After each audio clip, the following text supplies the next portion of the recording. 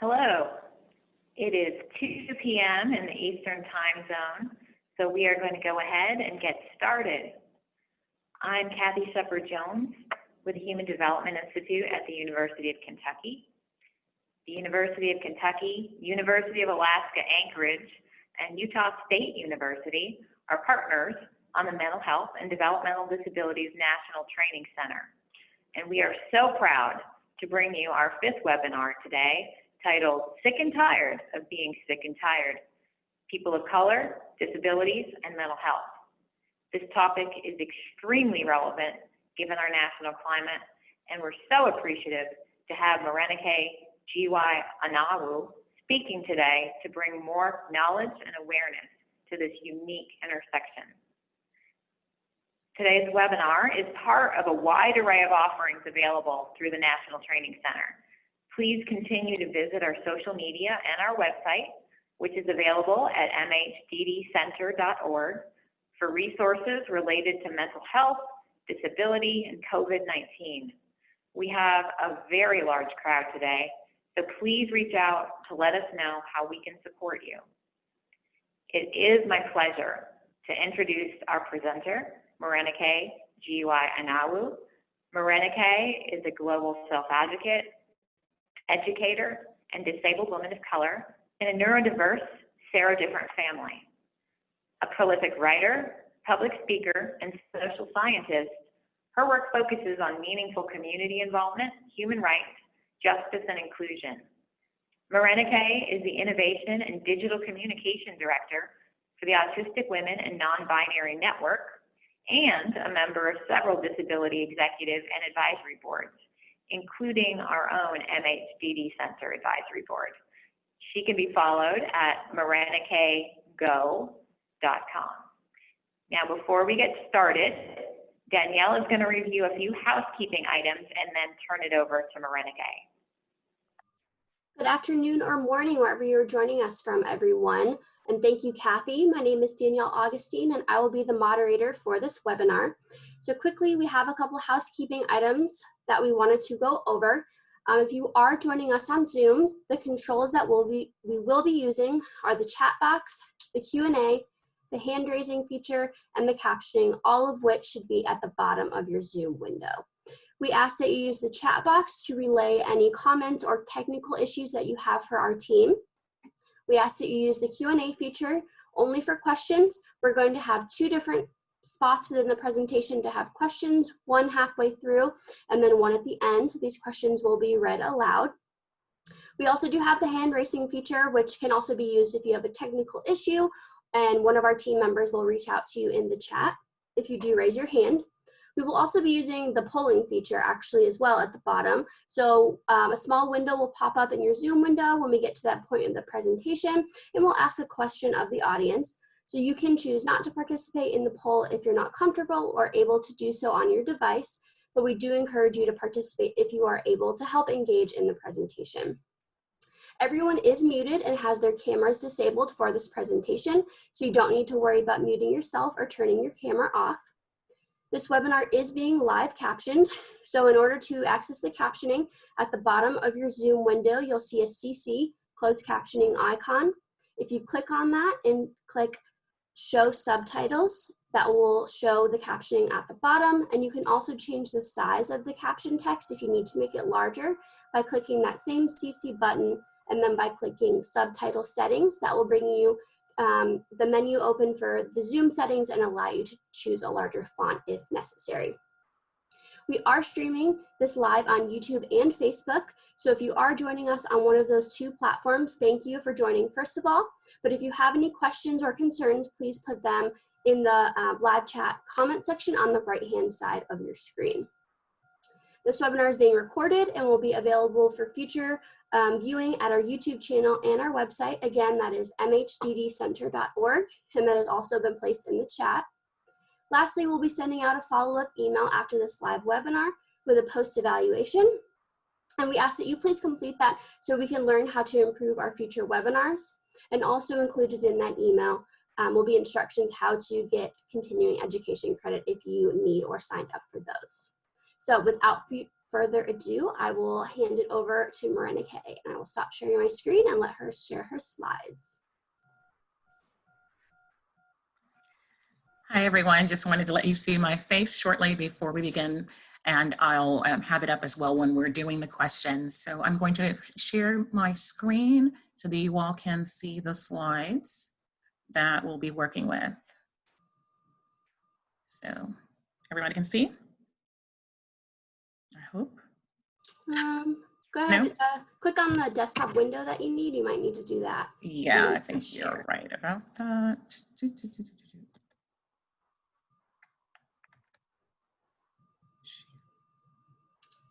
All righty. Hopefully that will work. Yep, so we can see your whole desktop view. So if you want to make perfect. your, So let me just move this over and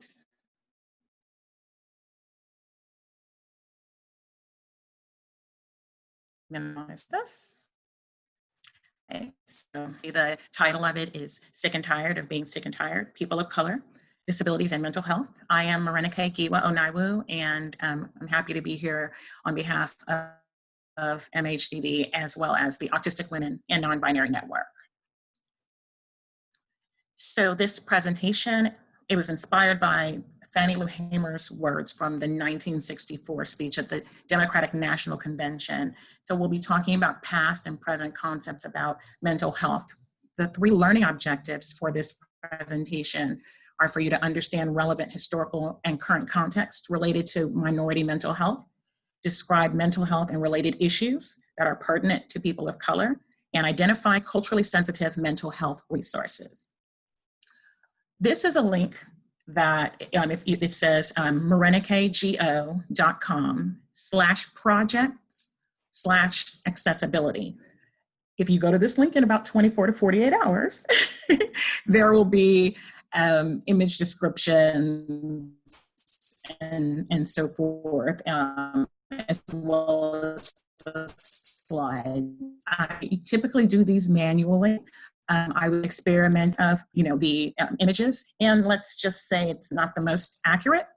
So I'm just going to do it the old school way. So if you are a person that would prefer to have those image descriptions, because this presentation is pretty image heavy, that will be available for you at either the link on the top or the Google Doc link.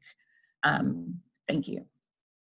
So as you've been told, this is being sponsored. This webinar is one of several that have been held over time, and more are to come through the Mental Health and Developmental Disabilities National Training Center. So this is a collaborative center that was formed in 2018, and it's designed to improve mental health services and supports for people with developmental disabilities. And so they're on social media. This is their web address, but they're on social media at MHDD Center. That's how you'll find them on Twitter, on Facebook, Instagram, etc. So I encourage you to follow them. So the first thing that I want to do is talk about what I usually call my 5 C's of accessibility. So, and I want to do that by first letting you know that I have an image of a beach, and if you notice, it's wavy because it's actually a picture of a shower curtain, but I just loved the water and I just had to use it rather than using a traditional picture. So we're together virtually. So whether you're like the gentleman on the right, chilling in your PJs, but you look professional on top, or whatever your circumstances are, I just welcome you to be comfortable while you're in this space.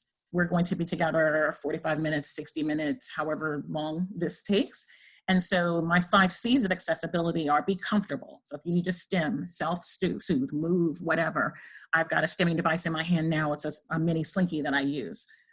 If you want to connect or communicate with people, you've been told how you can use the Q&A feature, chat feature, raise hands. If you want to share things with people outside of this webinar, share things with people on social media, colleagues, you're more than welcome to do so.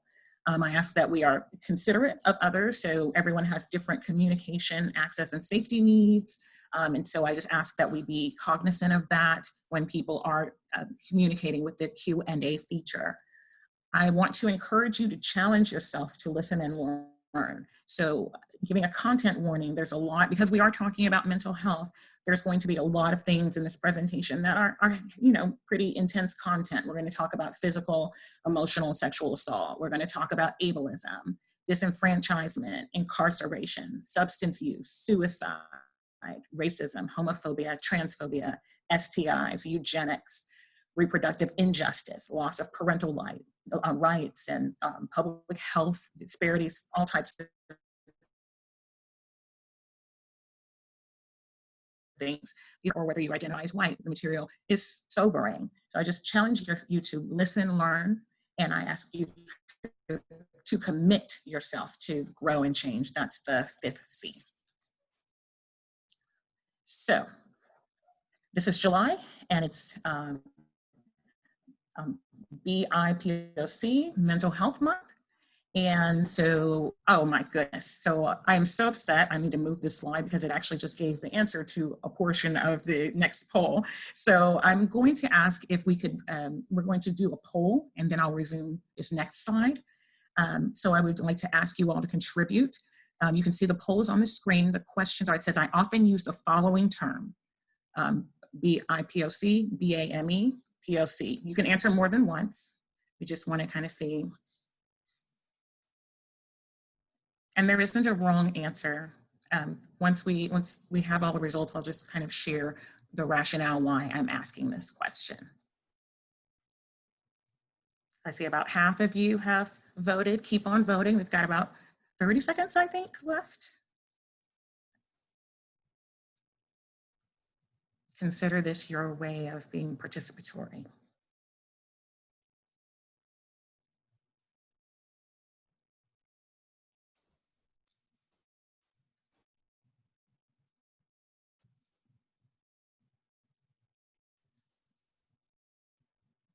So we've got about 58 people who have voted so far. And I know there's always going to be some people who don't vote, but I'm going to wait a little bit more because I'm going to give you all some peer pressure in hopes that some more people will vote.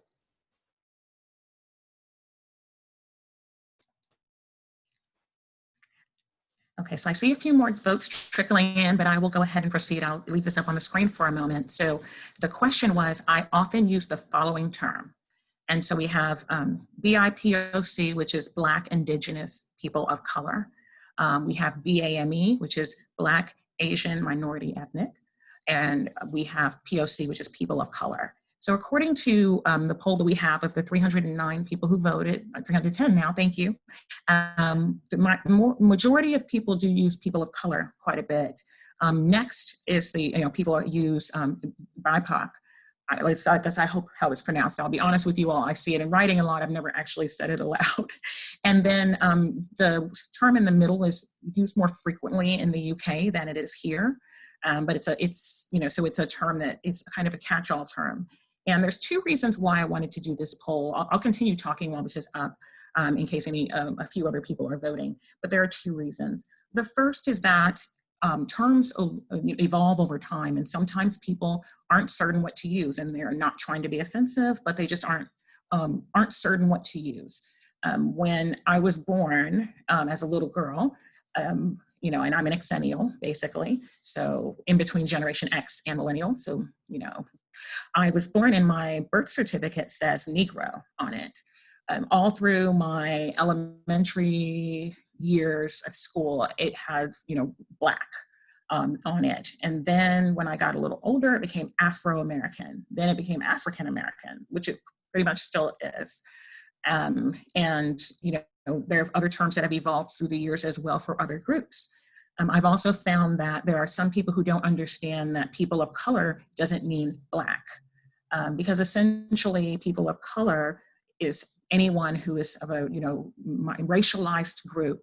So that could be Asian, that could be Desi, that could be, Latinx, multiracial. And so a lot of times, because there was a time that the word colored was used to refer to Black people, people don't understand that when we're talking about people of color, it's holistic. So although I am a Black woman, I am not only speaking from the perspective of a Black woman. This information that we're going to have on this, presentation is going to be about people of color in general. So I'm going to minimize this quickly. And so I wanted to share that this month is called BIPOC Mental Health Month as of this year, but it has been around since 2008, and the former name was the B.B. Moore Campbell Minority Mental Health Awareness Month. So some groups have decided that they would prefer to use language that doesn't use terms like minority and majority, and just uses terms that are kind of a little bit more descriptive. But basically, B.B. Moore Campbell, I'm not certain if you're familiar with B.B. or not, but she passed away in 2006 of brain cancer, but she was an African-American female author. She wrote a great deal of books, mostly fiction books, and she was also an advocate for mental health. She actually co-founded in the Los Angeles chapter of the National Association of Mental Illness, and was very outspoken about a topic that wasn't talked about a lot in the Black community. So she wrote a children's book in 2003 called Sometimes Mommy Gets Angry. She also wrote a book called 72 Hour Hole in 2005, which was depicting a family where there was a need for an older young Black teen to get mental health inpatient services that they could only serve her for 72 hours at a time. And so just the difficulty that the family had trying to address this matter. So BB was a major and passionate advocate for special needs, but particularly for mental health because of the fact that it impacted her life personally. So on this page, on the far right corner, this is B.B. Moore Campbell. This is B.B. Moore Campbell's daughter, here Maya, and this is her granddaughter, Alicia. This is a picture of the more modern release of 72 Hour Hold. It was a New York Times bestseller. If you look very carefully at this image, you can see that it very much resembles Maya Campbell. That's because Maya is the relative that B.B. Moore Campbell referred to when she stated that there was someone in her family that was having mental health challenges and they were trying to support them. She wanted to not disclose her daughter's condition without her daughter's consent, but after her death, her daughter has spoken out. Maya has bipolar disorder, and in addition to that, she struggles with substance use. To this day, actually, she was, in the media a month and a half ago with an incident that happened. And so there's a statement that B.B. Moore Campbell made when talking about mental health. B.B. Moore Campbell was trying since 2005 to have this month nationally designated. Unfortunately, again, she became ill with cancer and was not able to proceed, but there were many other champions for mental health who decided to take up the cause, after her death, and it was officially designated by House Resolution 134 in 2008. So 2020 basically is making the 12th year of what Campbell said about mental health is that, quote, stigma is one of the main reasons why people with mental health problems don't seek treatment or consistently take medication. People of color, particularly African Americans, feel stigma more keenly. In a race-conscious society, some don't want to be perceived as having yet another deficit. And so this is an observation that B.B. Moore Campbell made, and you'll see that it's kind of a theme throughout this presentation that basically mental health stigma exists for everyone. So it doesn't matter if you're white, it doesn't matter if you're Asian, if you're Black, if you're Latinx, it exists. But when you're already living a life where you're marginalized because of aspects of your identity, it can feel like one more layer, one more hoop to have to, to jump over, or another thing to have to overcome. So as I mentioned before, this presentation is inspired by the words of Fannie Lou Hamer at the Democratic National Convention in 1964. She uttered these iconic words, "I'm sick and tired of being sick and tired." And so Fannie Lou Hamer, along with other people such as Harriet Ann Jacobs, Audre Lorde, Bell Hooks, and other Black female luminaries and scholars, have been talking about what it's like to occupy multiple social categories and have this, this fluctuating relationship between oppression and privilege in one's life. And so Fannie Lou in particular was a granddaughter of slaves was a sharecropper herself. And during the civil rights era, she's mostly known for her voting rights and her civil rights activism. She was, unfortunately, in registering to vote, she lost her job as a sharecropper. She was, laid off. She was shot at numerous times, harassed, assaulted, targeted, as well as other colleagues in the region where she lived. Unfortunately, there was a time that she was unjustly arrested. She was returning from a voting workshop that was out of town. She was stopped along with the other group of people by police officers who assaulted them publicly, beat them, and then they took them into custody. And the entire night, the police officers, who were white, as well as the prisoners in the police station, openly beat Fannie Lou Hamer, as well as some of the other people who were there. Fannie Lou already had a disability and was permanently disabled in a different way from these beatings, and described it in this manner. "They beat me till my body was hard, till I couldn't bend my fingers or get up when they told me to. That's how I got this blood clot in my left eye. My sight's nearly gone now. My kidney was injured from the blows that they gave me in the back." So this is what trying to exercise the civil rights that she had by law did to Fannie Lou Hamer. So she was tired of racial discrimination. She was tired of gender discrimination. She was tired of the treatment that they received that was so traumatic simply for their skin color in the place where they lived. Unfortunately, what Fannie Lou Hamer suffered in the 60s still occurs today in a different form and has occurred throughout life. So if people of color have a disproportionate amount of inequities in a variety of ways that lead to mental health, can be described as mental and emotional injury caused by encounters with racial bias and ethnic discrimination, racism, and hate crimes. So this race-based discrimination detrimentally impacts not only individuals, but also whole communities. And prolonged incidents of racism can actually lead to symptoms that are similar to post-traumatic stress disorder. It might manifest as depression, anger, recurring thoughts of an event, self-esteem, physical reactions such as chest pains, insomnia, your heart racing, hypervigilance, low self-esteem, mentally distancing oneself, and compartmentalization.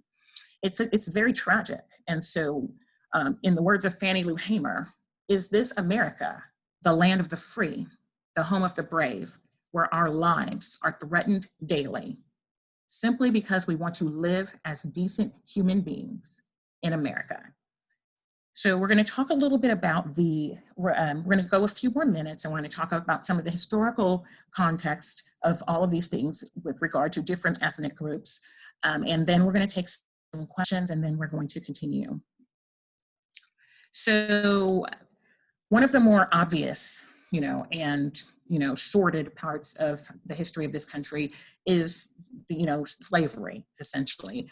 Chattel slavery was what was utilized in the United States and other Western countries. It was different. Slavery in some type of form or servitude has existed in every racial group, and it's unjust and it's wrong, period. However, if we have to categorize the type of slavery that occurred in sub-Saharan Africa, in Middle East and North Africa, and some of these places, was quite different than what was experienced when people were brought here or purchased for, or stolen for slavery, in terms of the physical violence, in terms of the emotional, toll that it took on people and being less of a person. It was quite awful. And, from beatings to rape to being sold, having your name taken away, just every type of disenfranchisement you can think of. And so on the left, there's a slave who is being beaten by an overseer, and often the whips that were used for animals with metal tips buried in the leather were used on people, even on children.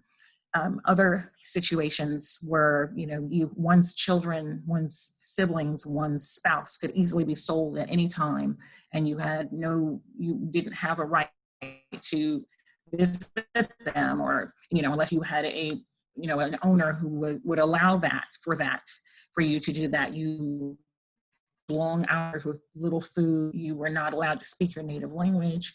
You were not allowed to practice your customs. This individual on the far right, this is a picture of Sojourner Truth when she was younger. Most of the pictures of Sojourner Truth are when she was older. For suffragist, as well as an abolition statement that I love. I often read in speaking engagements, Ain't I a Woman, where she talks about the fact that being a woman and being Black and has not afforded her whatever privileges that some of the people seeking women's rights who were not people of color were enjoying at the time. Some other things, so we have Harriet Tubman on the far left, who was also abused, had suffered migraines and headaches throughout her life. And then on the far right, we have Phyllis Wheatley Peters, who was actually, if I remember correctly, the third woman ever and the first African-American woman to publish a book in the United States. So Phyllis Wheatley was multilingual, spoke multiple languages, was a very talented poet, traveled as far as Europe to share her poetry and to read it, and was a very, very intelligent woman, and was freed by the family that that had purchased her when she was a young girl. She suffered poor health, but despite the fact that she was an award-winning poet that was known internationally, at the end of the day, she was still just a Black woman. And Phyllis Wheatley had been disabled since she was a young girl, which is why she didn't do a lot of hard labor, like, or field labor, why she was able to learn these languages and kind of be in the house because she was disabled and had some health challenges, and had, a family that was, benevolent as one can be in those times. Phyllis Wheatley married named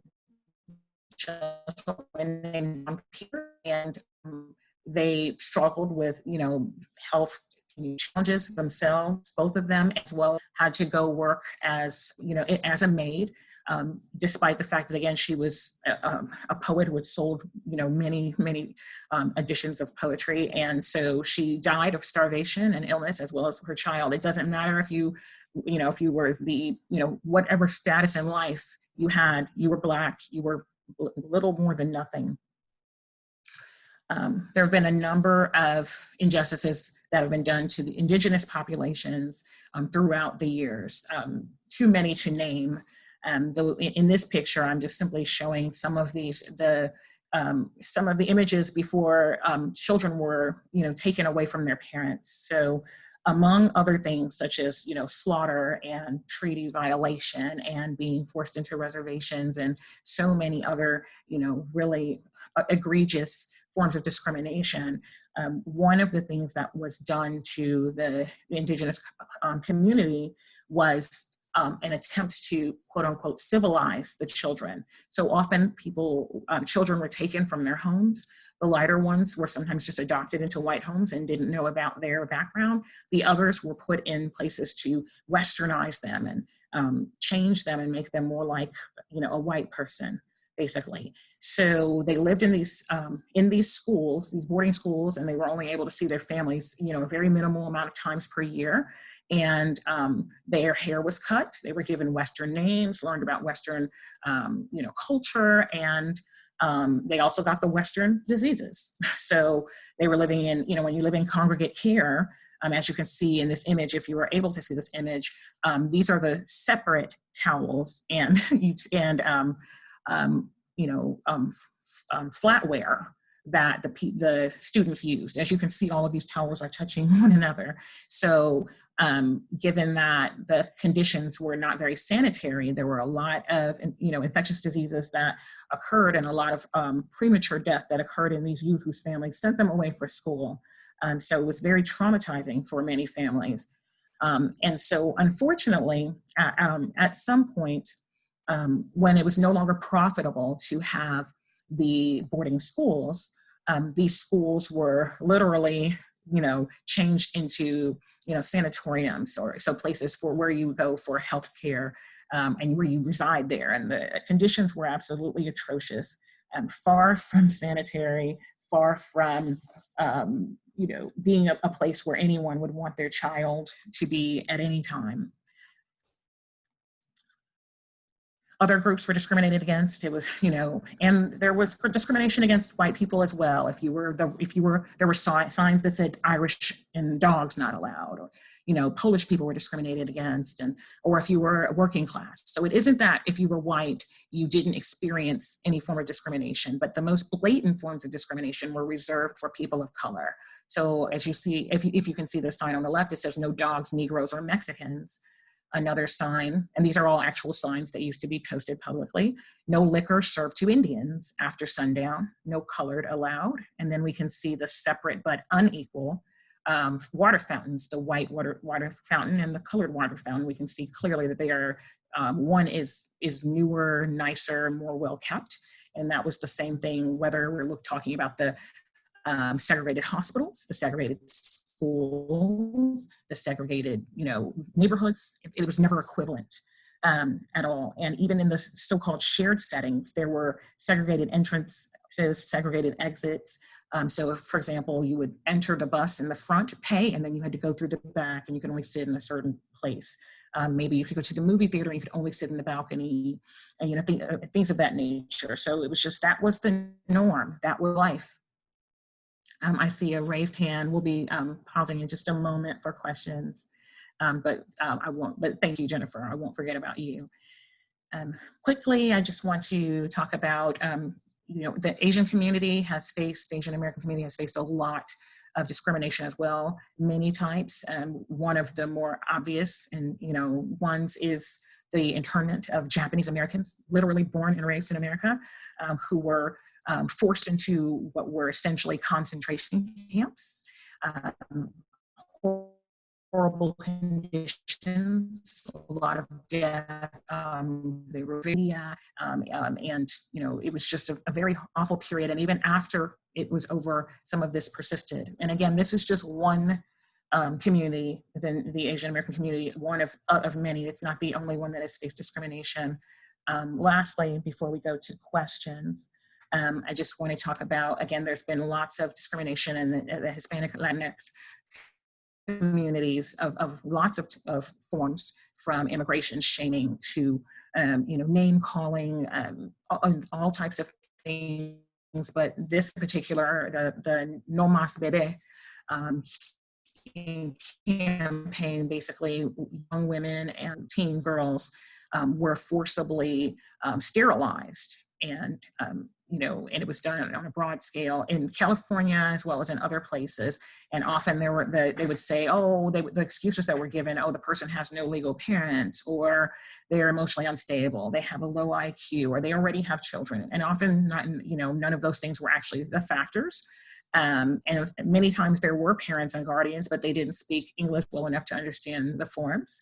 And so people lost their ability to have the choice to be, you know, to bear a biological child if they so choose, because of these things. So we're going to stop. We'll come back to Tuskegee in a minute. I believe 2 hands, and then there might be some others. And so I'm not sure who's going to help me facilitate the Q&A, but we can take it now. So our first question, and a couple people asked this in the chat, is if you could just briefly review at the beginning. You talked about the 5 C's of accessibility. So yes, all 5 of those. If you could. Sure, and these are just something that I personally created for myself. And so the 5 C's of accessibility that I use are comfort. So I ask people to, if they want to self-stim or move, or what they need to do to be comfortable in this space, in this setting. Connect and communicate. So that's it, whether it's through text, you know, using technology, hashtags, the chat feature, or people who might be where you are. Consideration is the 3rd one. So we want to, you know, be considerate and honor people's needs and differences and opinions, and, you know, have communication in a respectful manner.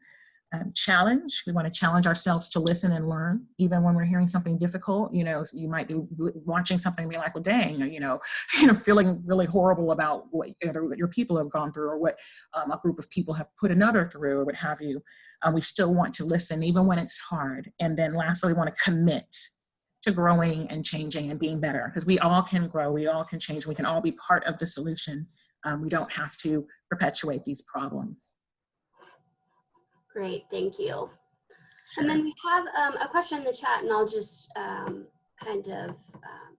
paraphrase, but it's essentially there we have someone asking about how you talked about the Indigenous children being taken from their families and kind of forced into that Western culture. The person is asking essentially, and I think this can go for any sort of cultural appropriation, of what was the justification, and you may not know the answer to that, but the justification for forcing those Indigenous children to be more modernized or part of Western culture? That's a good question. And there's a lot of reasons and, from the things that I read. So it varied from sometimes it was geographic location. So if the families were isolated and it was difficult to get to their children to school, they would use truancy, basically as parental neglect. Sometimes they would use poverty or joblessness if a family had multiple children as justification for taking the children away. In some cases, it was done in a more clandestine manner. Some of the families were not aware that they were going to lose custody. They were of the impression that, okay, I'm retaining custody of my child, but my child is going away for schooling, for more opportunities, and will come home, holidays and what have you. But they didn't realize that they were, in many cases they would be considered having abandoned their children because they didn't, come or see them X amount of times. So there were some tricks, things that happened there. Sometimes things that were used if a family was struggling with, substance use, addiction, or, various things of that nature. If there was a single parent, some of these were used as well. It was just really a free-for-all.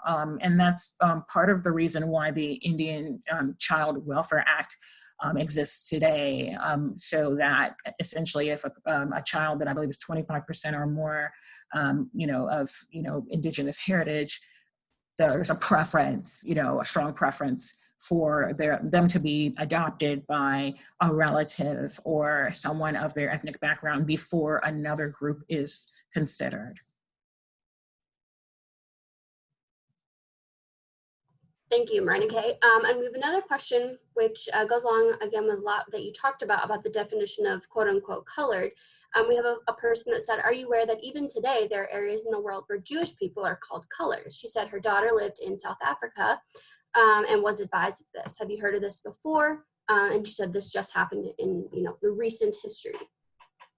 It's really interesting because I won't profess to know a lot about this at all, but I do know that in some of the circles that I'm in and some of the boards that I'm in, there are some other people who are Jewish, and we've talked a lot about the Jewish community is, as we know, not a monolith, and there's a number of people who might be perceived as white, but are not, and so, and I'm not talking about like anti-Semitism in that capacity, but I just mean that, if a person's a Sephardic Jew versus, and another, branch, and the fact that the Jewish diaspora has had to spread so far to so many different places, South America, throughout, the different parts of the world. And so I think that, I wonder what the rationale for it is. I know in South Africa, colored means something different, so I know there are people that would be considered Black here in America that would be considered colored in South Africa. So it's odd if they're going by, I'm wondering if they're going by phenotype of certain Jewish people, or if it's just simply because of lumping people together as a group. And certainly Jewish people can be of any race. Thank you. And then we have a couple questions before we move on and continue with content that kind of go along the same theme.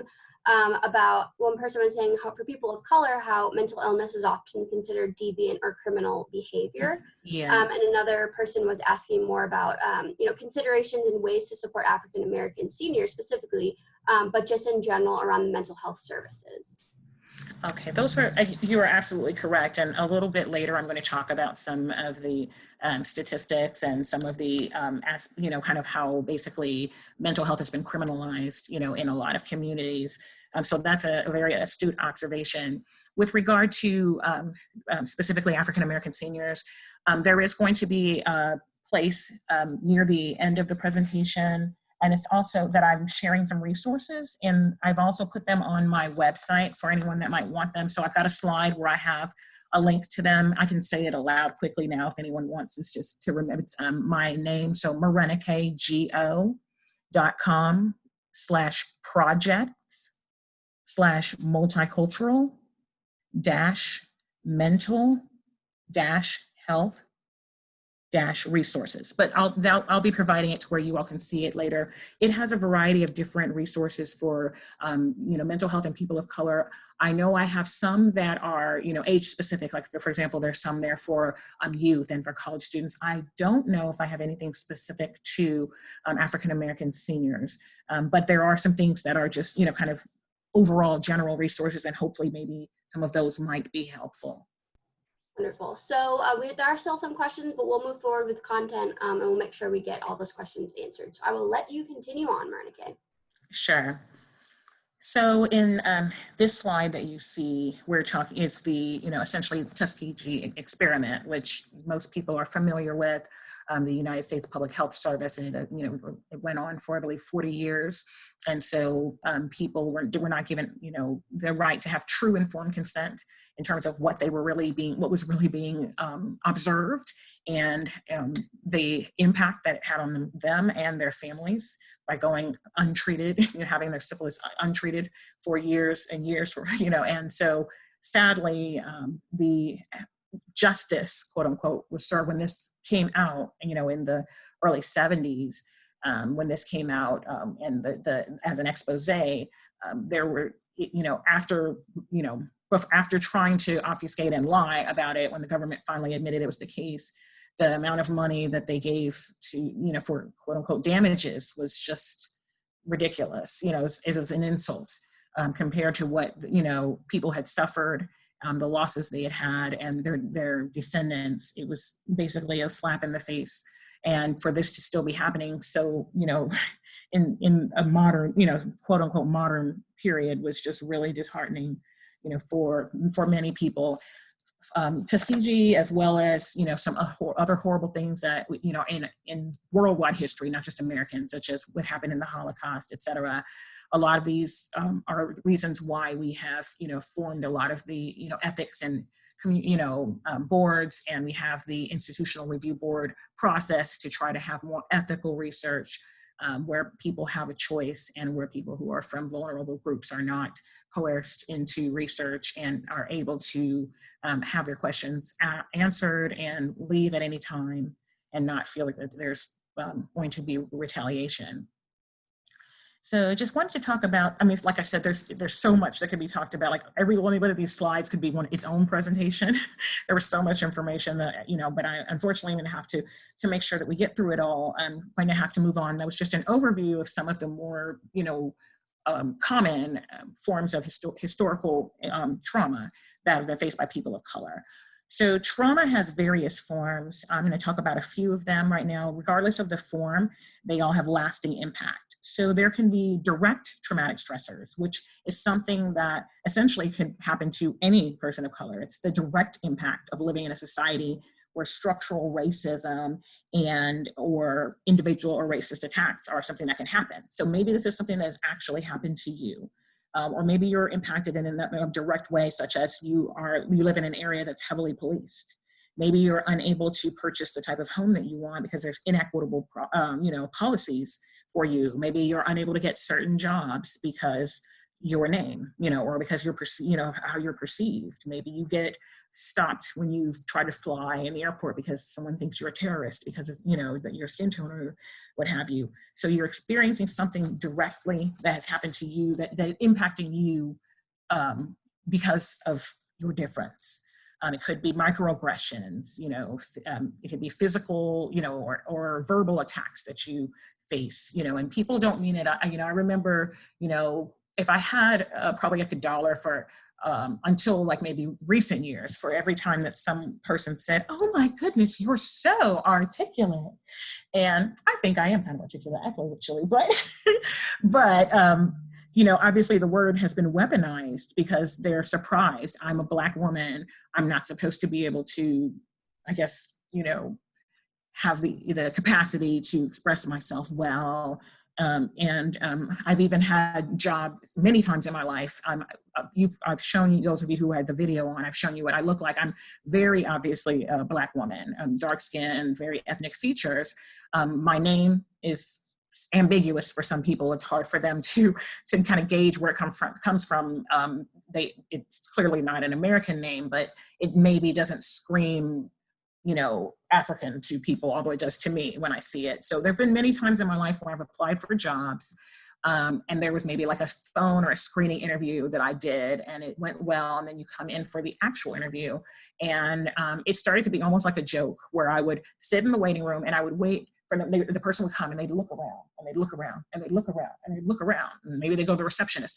I'm sorry, has anyone come and said that, you know, they're here for the 10 o'clock? And I'm just thinking, this is so funny. And so eventually when it dawns upon them that it's me, their eyes widen, and, you know, you can just see the surprise, like, oh God, she's Black?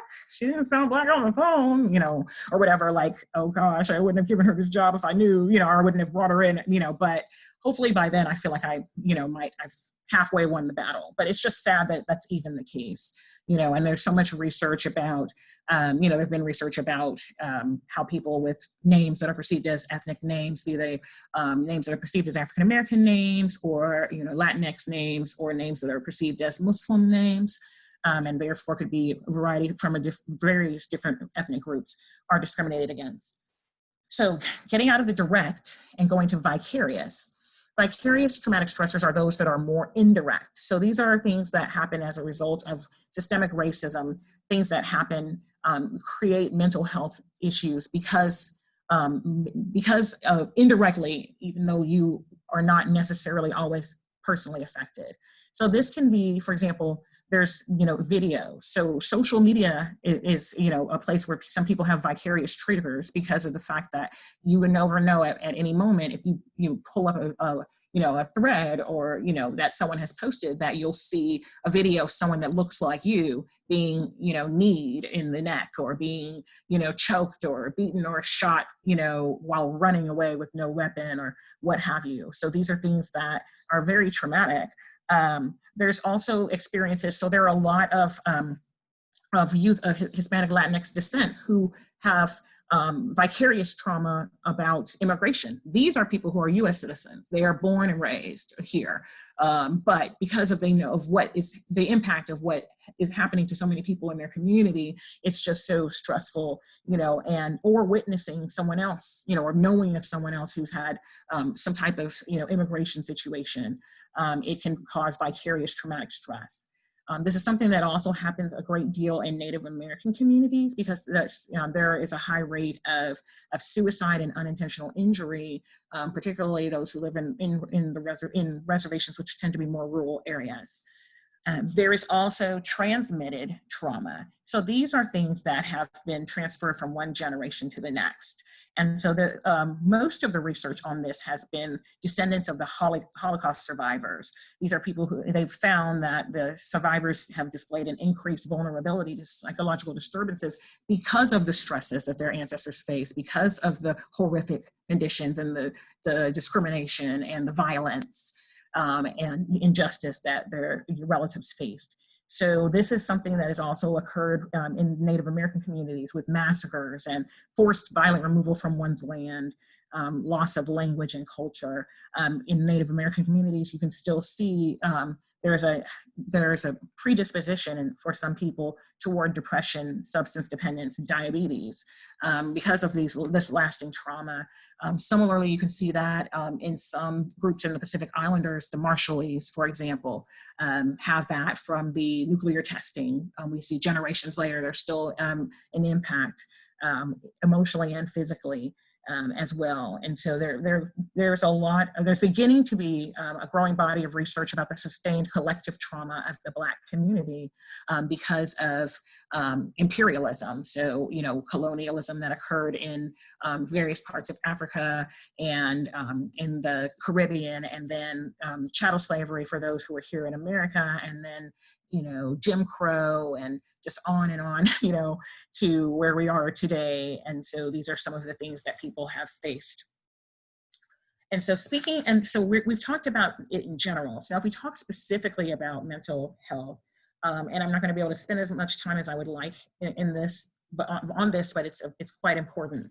So in the instances when a person of color was clearly, displaying symptoms of a mental health diagnosis, or was diagnosed with one, we know that the treatment for mental health was pretty barbaric, regardless of what race you were, for quite some time in this country, and it still needs a lot of reform, in my opinion. But it certainly isn't what it was then. So the asylums and institutions and treatment facilities, that would restrain people and not allow them to, have regular communication with their families, and didn't allow them to be, integrated into the community, for activities. These were, and over-medicated people, and a lot of experimental treatments that were not evidence-informed. And so all of these were things that were being endured by people who had mental health diagnoses of any color. But if you were a person of color, it was even worse, because in some cases you weren't allowed in the facility. So maybe you've been admitted and they're getting a stipend fee from the government, but maybe you're sleeping literally in the yard or the outhouse, or or in a separate wing that doesn't have walls.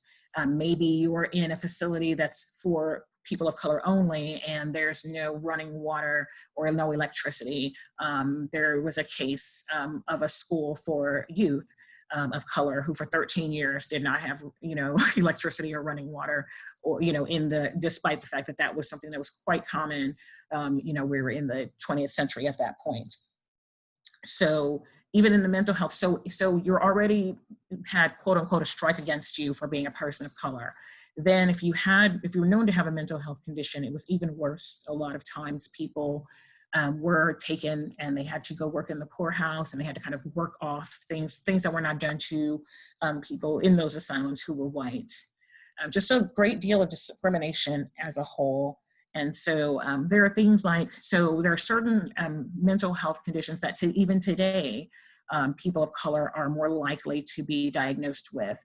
And we'll talk a little bit about that later. This isn't an actual ad from a pharmaceutical company for a medication, because it was considered quote unquote a Black, illness, even though it's not. It's something that anyone can have. So the ads, as you can see, is a very stereotypical image of a Black male. And then on these ones, you can see they have African masks and whatnot, so to advertise these medications. So it's just, blatant discrimination and really, horrific.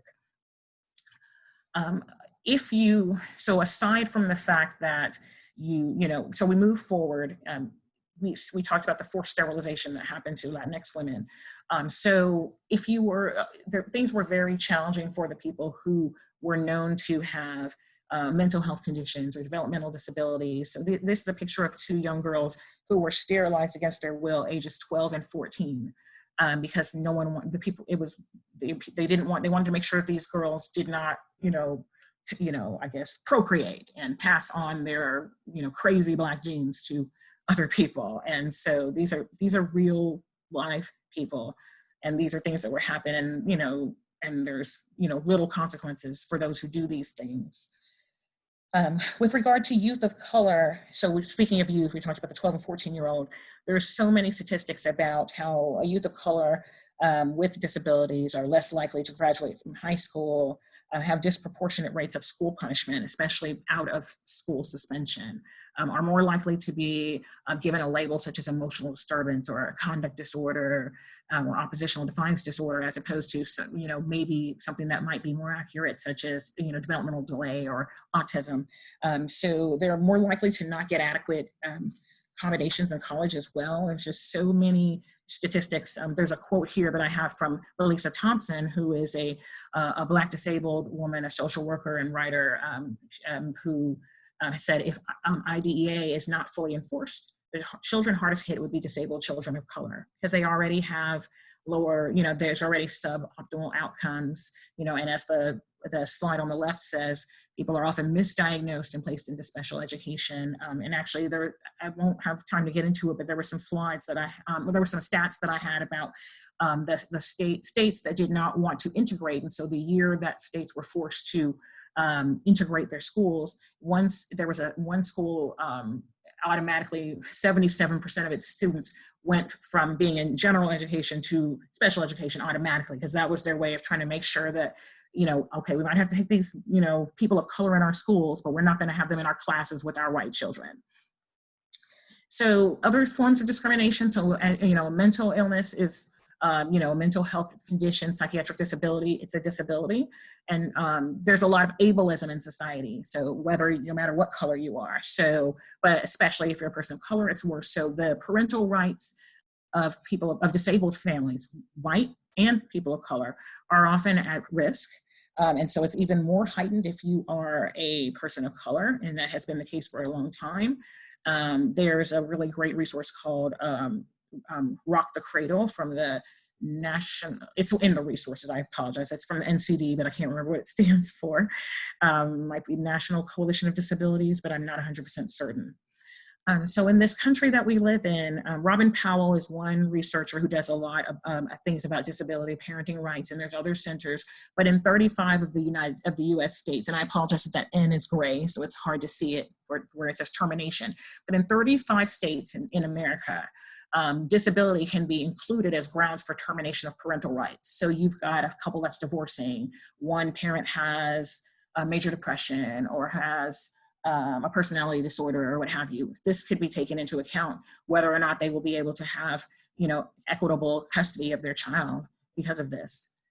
And I'm sorry, I need to go back one more. In 10 states, so those 35, disability can be considered along with other factors. But there are 10 states in the United States where you can have literally no allegations of abuse or neglect of any sort, but simply the fact that you have a disability is grounds for termination, in those 10 states, which is awful and still the case.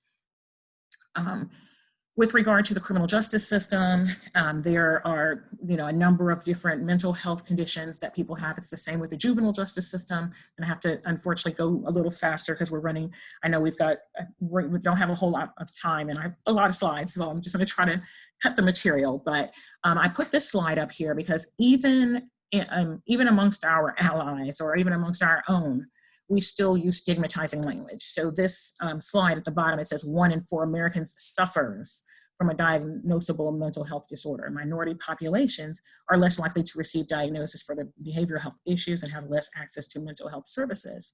So when I see terms like suffers, endures, those are, there is a mad pride movement with people who talk about the fact that this is part of their neurology and, and people shouldn't be stigmatized for having mental health, conditions. It's a diagnosis like anything else, like diabetes, like arthritis, like anything that one could have. And so, even in our own words, when we're calling people sufferers, what are we implying? So quickly, I just want to talk about the fact that the U.S. is a very, very diverse place. There's a lot of people of color. There's people who, whether a person of color or white, who have, heritage from another country. We have a number of people who have, diverse gender identity and or sexual orientation. And so just share quickly with regard to that, I wanted to share a few things about some of the screenings that have been held in some of these communities. So, when we talk about people of color, that includes people who are biracial, multiracial, multicultural. And so a lot of times people forget that if you are of more than one race or more than one culture, you are still straddling, a fence where you're, where you might be torn between what's happening in two different cultures. So you might have, privilege on one side and then you're marginalized on the other, or vice versa. So they found that that there's a slightly higher risk of alcohol and substance use, anxiety, eating disorders, major depression, and psychosis in people who are, when you're looking at someone who's multiracial, biracial, as opposed to someone who is just monoracial. It isn't that, it's basically because it's another layer. And they've also found if, people who are LGBTQ, the rate is even higher than their straight peers. So whether it's their straight peers who are also people of color or their LGBTQ peers who are white, there's a higher rate of anxiety, eating disorders, stress, and all of a higher diagnosis rate as well. This is all a mental health issue. The racism is a mental health issue, and it's not just a race issue. It's not just a Black thing, a white thing, or anything like that. It's everybody's thing. It impacts all of us. And I'm going to talk a little bit why. So I'm going to talk about one thing that's pretty sobering, which is suicide rates.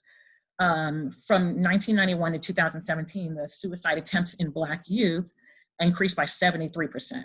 In just the last decade, the suicide rate, completed suicides in Black youth, have nearly doubled. It's increasing faster than any other ethnic group. It's even more sobering when you look at in our Asian American and Asian Pacific Islander groups.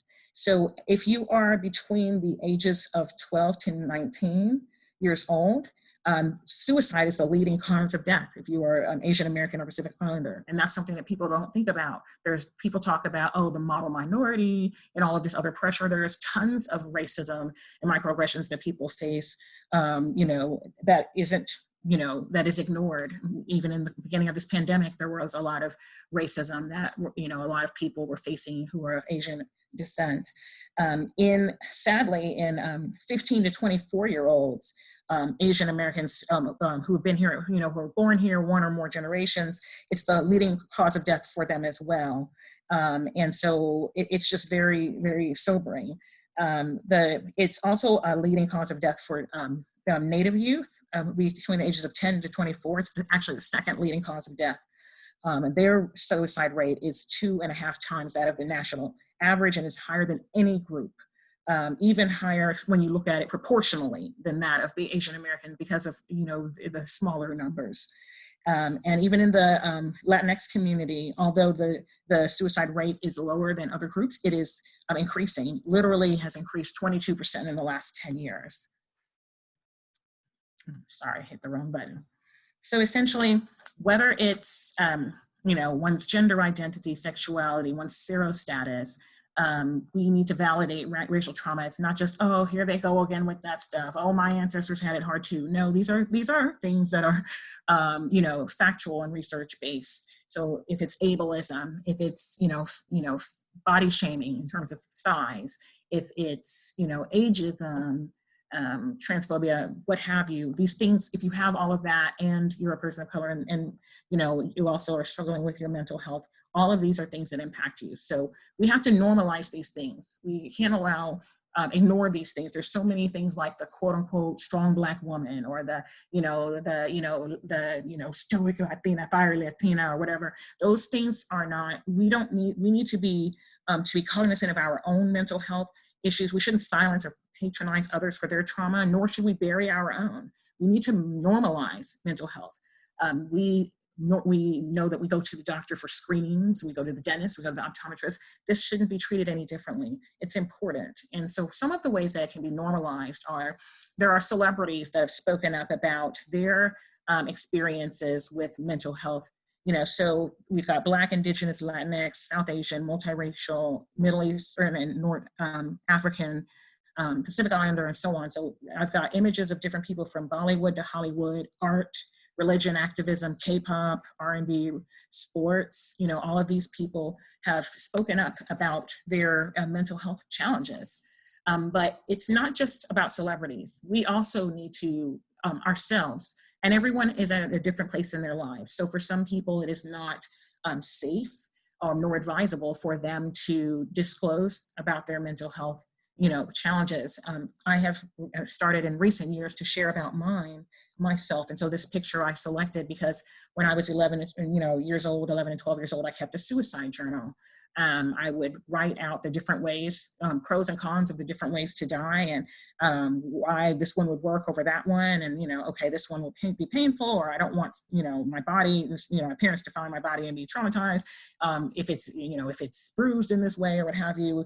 I was diagnosed with major depression at age 12, and I've had other psychiatric disabilities since then.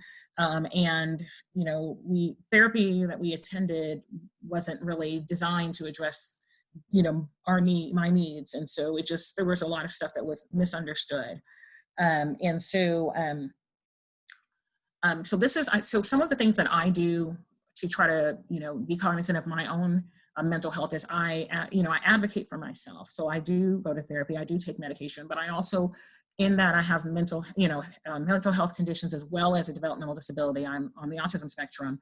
I carry things with me. So this is an image on the left of my backpack. So sometimes I might have days that I can't really socialize. So I have my socializing buttons. I have my pronouns. I carry earplugs because I never know when I'm going to be in a situation where it's going to be overwhelming. I have stimming devices and things that I can get sensory input from. This on the far right is a picture of my purse. I carry a small purse, and so in it, these are some things that I carry with me in case I need them. Sometimes I don't need them. Sometimes I'm fine. You just never know. And so I've pulled them all out. These are more earplugs. These are my smaller travel stimming things that I take with me. And there was a time when I wouldn't do this because it looks weird or whatever. And now I don't care. I need to do what's best for me. Other things that I do is things that I enjoy. I love Steven Universe. I love Dragon Ball Super. And so I've started to embrace that if these are things that make me happy, it doesn't matter if I'm an adult. I don't think these things are just for kids. I think people should be themselves. And then there is and then every regular people, everyday people like myself, again, and like these individuals, Dior Vargas is a feminist Latina mental health activist. And because of the invisibility of people of color, she created an art project. This is the website. It's also in the resources that I'm going to show you. And so it's basically about different faces of people who are people of color who have, mental health conditions. And so one thing that Dior said was, there are tons of articles that list people with depression or other mental health challenges, but you rarely see anyone who looks like you. We need to change the way this is represented. This is not something that we need to be ashamed about. We need to confront and end stigma. This is not a white person's disease. It is a reality for many people in our communities. And so these are just a few of the numerous faces of people who are featured on that website who are trying to end stigma, with regard to mental health. And so they're taking their steps. This is a link. There's going to be 2 slides right after this. I have a lot of different resources, but it'll be too much for you to write down. So if you go to this link, which is the one I mentioned before, which is on my website, morenikeGO.com/projects/multicultural-mental health. I'm sorry, -mental-health-resources. It will link you to a list. Here are some of them, of a number of different resources that I think are helpful with regard to cross-cultural mental health that I hope that you'll consider, reviewing and possibly using some of these for yourself because it's important. And so it's important that you take care of yourself. And so I'm going to end quickly with there's a poem, I won't read it now, maybe because I don't want to keep everybody up. There's a poem I wrote in February, a personal one about some of my thoughts that I don't want to hold everybody up from that, but I do want to show a very, very short clip of a video from a project called Project Miss Stag. Miss Stag is a play on the word stigma, and it's created by Yael Harberstein, who is from Canada, and is trying to basically end stigma using a video campaign. And so she has interviewed people from different parts of the world, and asked them questions about mental health. And so there's like a 30-second ending clip of mine that I'll show, but I do want to also share these 2 quick quotes. Audre Lorde says that caring for myself is not self-indulgence. It is self-preservation, and that is an act of political warfare. Caring for ourselves on mental health is important. There is no honor, there's no benefit in, holding it in, and imploding and falling apart. And Bibi Moore Campbell, who again is the person who was this month, Minority Mental Health Month, was named after, said, when we finally stop asking America to love us and we begin to love ourselves, we will prosper. And so I'm going to play, hopefully, this video. Okay, yay, it looks like it's working.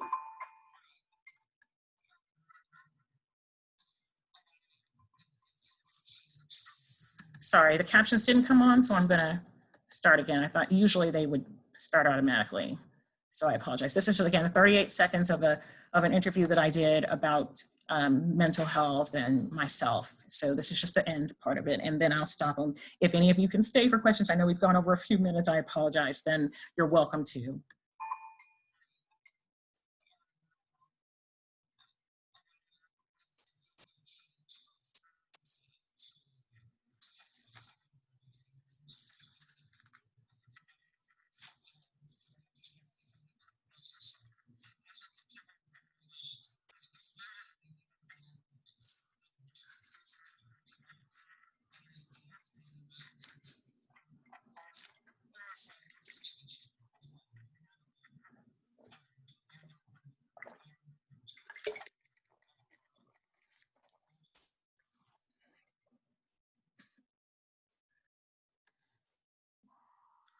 That's not supposed to happen. Sorry, everyone.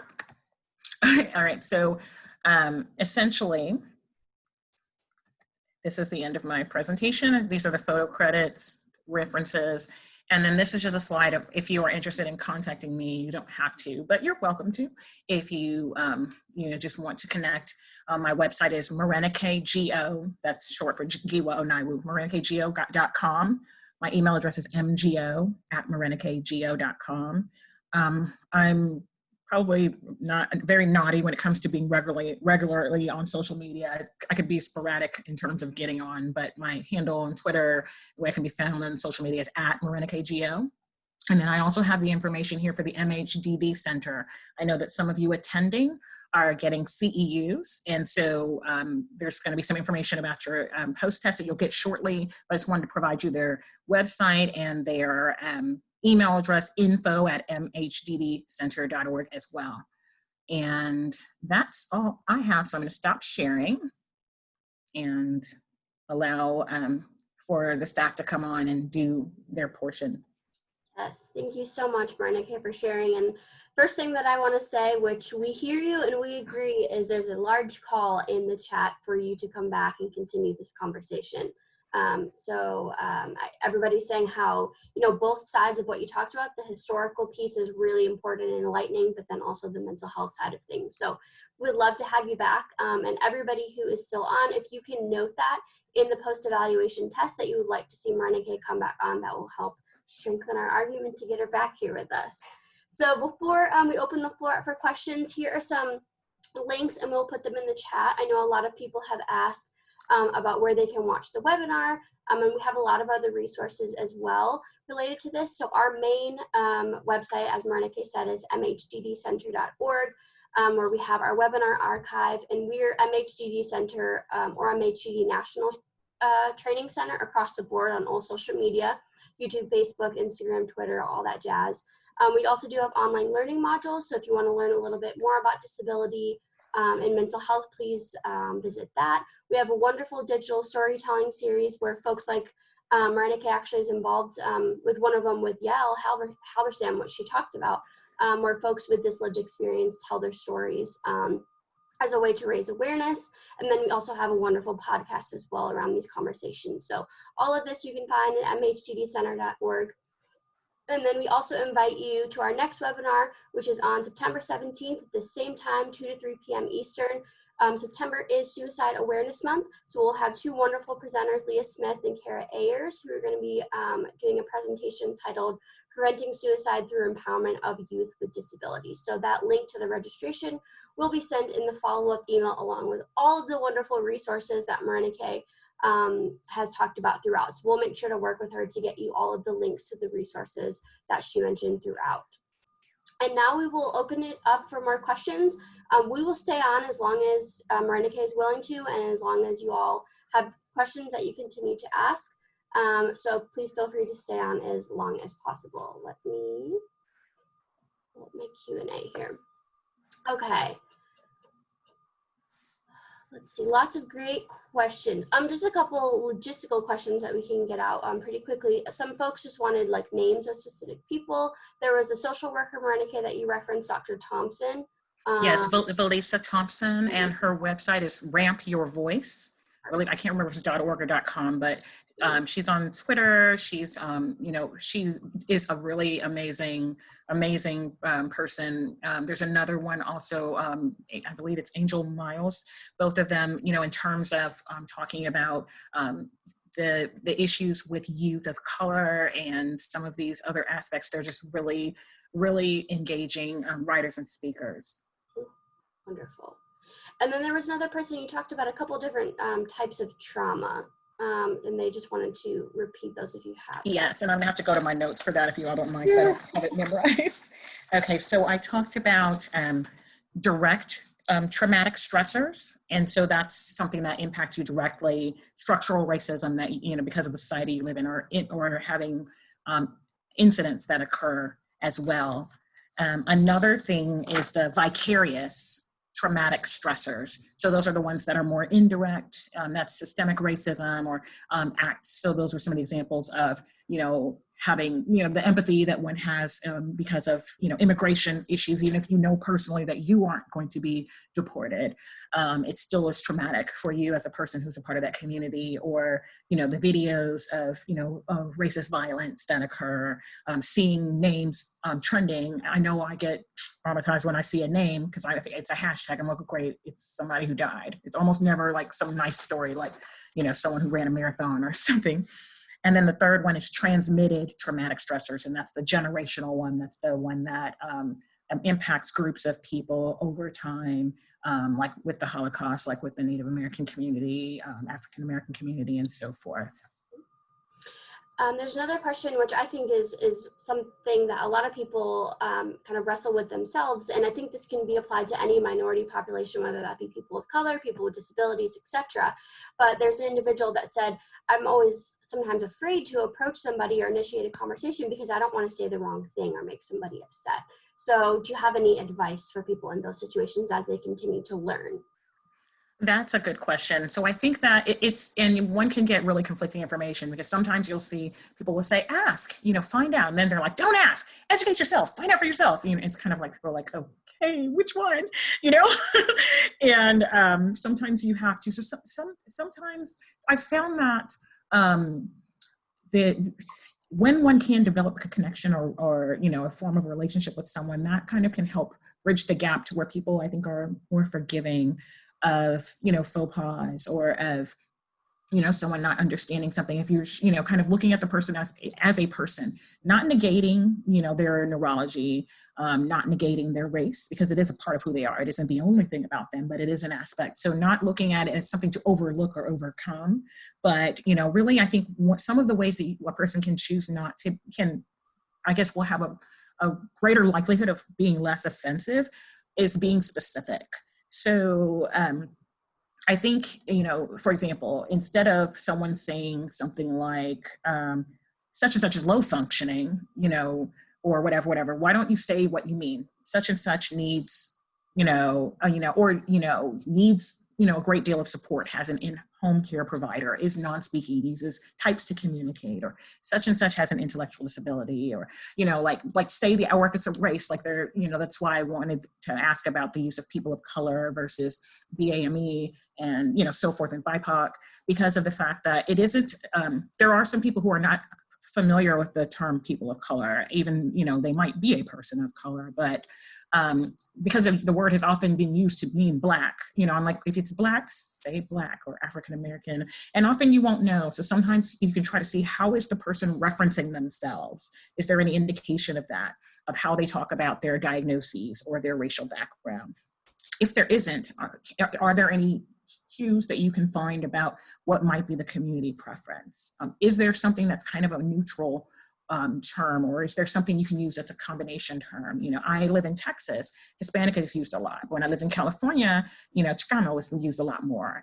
And now, we're using, Latinx as opposed to Latino, Latina, but some people prefer one or the other. Sometimes you can say more than one at a time. Sometimes it would be too long.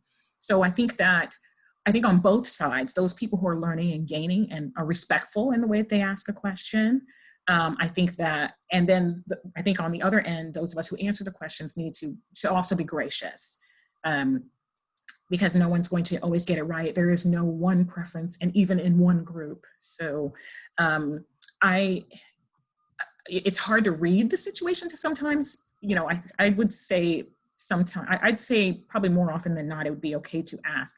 But in some cases, that is going to be seen by a person as a microaggression, as, emotional labor, as being singled out. And so it's pretty complicated. I'm sorry, I can't really give like a one answer, but I think a question that comes from the heart, that's genuine, that isn't otherizing, will be, even if you're incorrect, or, will be treated with more grace.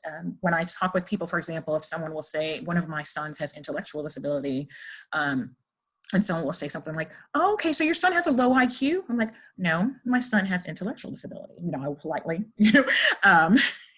correct it. Don't call him a person with a low IQ. Don't call him the R word. I will, say it back the way that I'd like it to be referred to. Thank you. Another person asked earlier in the webinar, and they said, do you think that this, and by this I think they meant the historical injustices, is a reason why there's such a large inequity for mental health treatments and stigma for people of color around mental health? Oh my goodness, yes. If I had had more time, there was so much that I couldn't put in here. There was there were things that, some of these things I knew, but there were some things that I did research that shocked me that I hadn't learned about, that, it was just really surreal.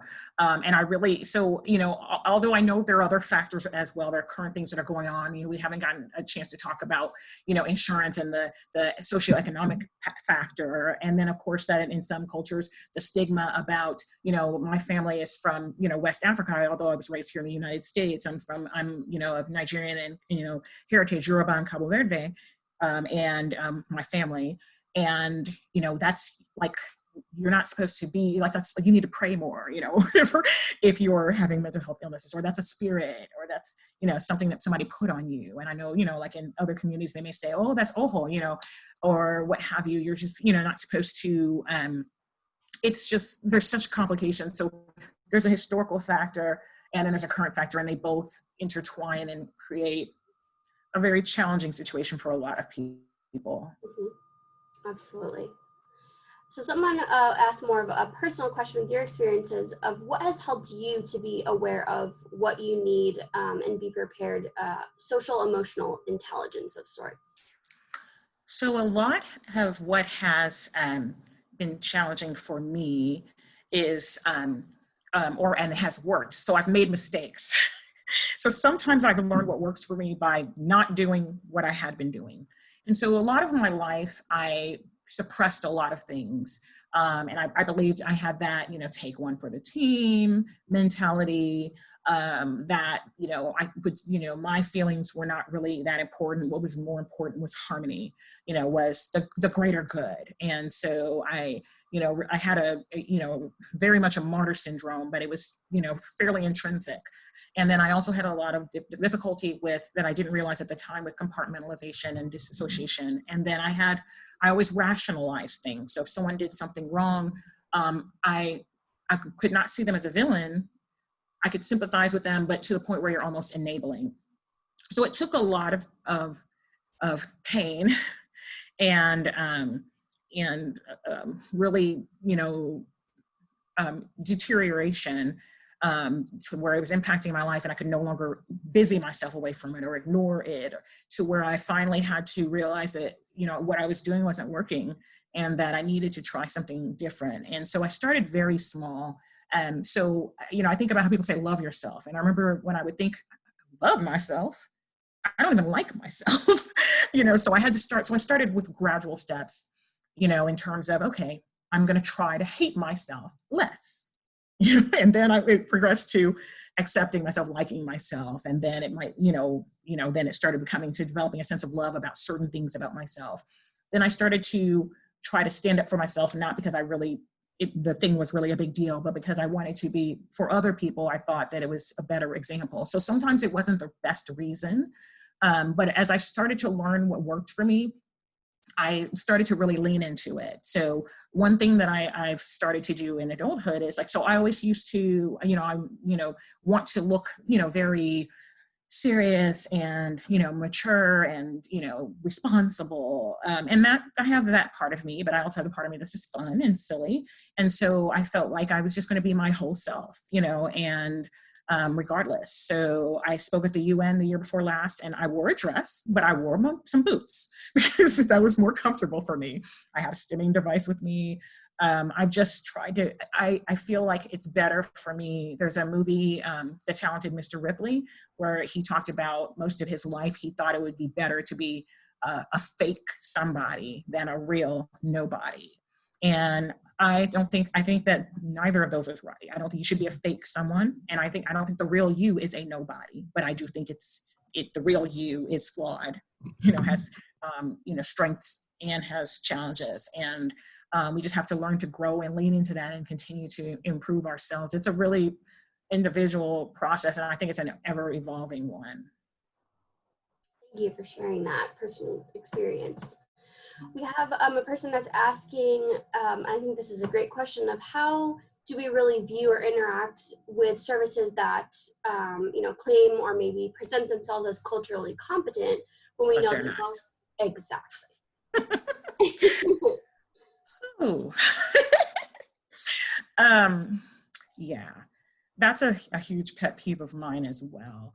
And it's almost, basically, I've almost found that if something, deems itself culturally competent, it usually almost never is. And so sometimes it depends on, so, there are some larger organizations that kind of pay lip homage, lip service to being culturally competent, and they'll throw a few things in there, like peripherally or, particular time of the year, and then it's away. And so I think one of the ways that we can do that is to continue to bring these issues up. So when people talk about their cross-cultural this, or they try to shove you to this corner, finding areas where it overlays. So maybe there's an issue. So they've got their cross-cultural resources here in this little box, but maybe they're talking about learning, things about learning, or self-regulation, or something of that, or other things that, compensatory skills, and finding a way to bring up, an aspect that's, kind of more, I guess, central to a person of color or another marginalized group, to kind of counter that, because that's maybe over here you're talking about this thing, but you're not talking about anything else about the other realms of a person's life. Great, thank you. Another person asks, you talked about suicide rates in Black youth, and they're asking how much in the last decade has those increased, or what kind of knowledge you have around that?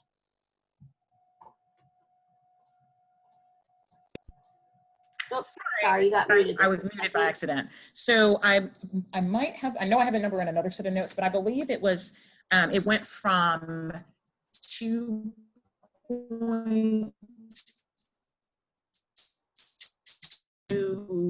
per every 100,000 to 4.83 for every 100,000. I've got to double check, but it was something close to that. And that was as of 2018, sorry. Mm-hmm. And then this last question, we have someone that's asking specifically if you're familiar with an organization called TAFT, which still in Oklahoma, which it seems from what this person is saying, still markets using very outdated terminology of folks of people of color and disabilities, and saying that they really need a lot of historical research. So I'm gonna kind of frame that question of how do we go about educating not only individuals, but maybe advocating for organizations to become more culturally competent and learn about the historical injustices. Okay, so the first thing I want to say is, unfortunately, I'm not familiar with the organization. I did write the name down so that I can try to look them up. And I do have a few colleagues who are in Oklahoma. I don't know if maybe any of them, have any familiarity, but, just kind of, shoot an email and say, hey, could you check this out? Because sometimes things, people are a little bit more receptive if it comes from, like a peer or someone, as opposed to a stranger. But I think about something that, so in the currently for many years, in the disability community, there was a huge push for, person first language, to be less stigmatizing. So, calling instead of saying someone is, I don't know, manic or whatever, this is a person with bipolar disorder. Someone's schizophrenic. No, this is a person with schizophrenia. We do know there are some conditions where identity first language is preferred over person first. You see that in the deaf and hard of hearing community,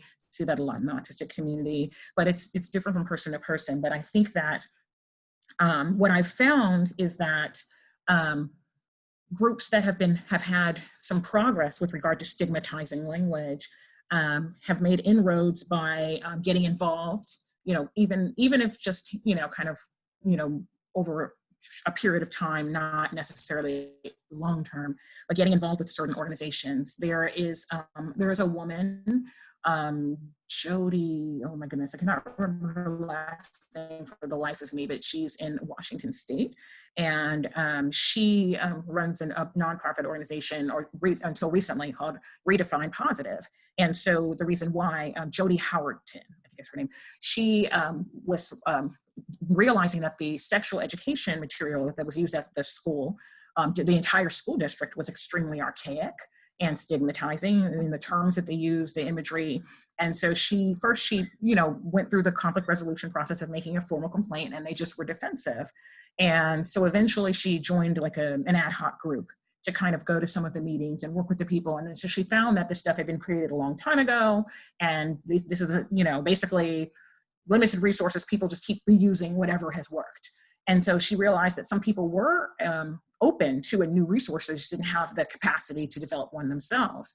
So, being a very resourceful person, she sought some support, from, external parties, and was able to get some grants and some crowdfunding, and was able to kind of, get some contract with some, with a diverse range of groups to create some materials that were better. So now she was coming to these individuals with, look what I'm providing to you. I'm helping you advance. I'm helping you that way you can devote your time to doing other things that you're better at. So she kind of came at it from, it's inaccurate, and it's going to confuse people, or they're going to find other information that conflicts with this, and therefore they're not going to be able to truly take advantage of the services or the information that you're trying to give. So going about it that way, as opposed to what she really wanted to say was, are you freaking serious? This stuff is so old and stupid, and, or whatever, and, not to use an ableist term, but that's what she said, she felt.